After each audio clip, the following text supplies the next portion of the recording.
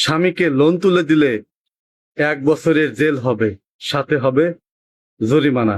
যেমন ধরুন, আপনি লোন তুলে আপনার স্বামীকে দিয়েছেন, অথবা আপনি গ্যারান্টার হয়েছেন।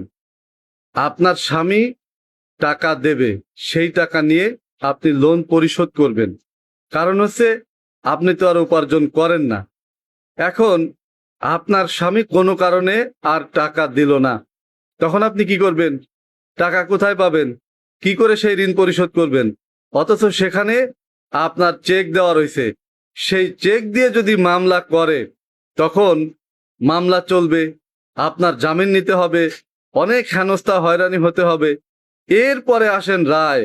যদি রায় হয় 1 বছরের সাজা, সাথে চেকের টাকা জরিমানা, তখন আপনার জেল খাটাটা কিন্তু বাধ্যতামূলক হয়ে যাবে।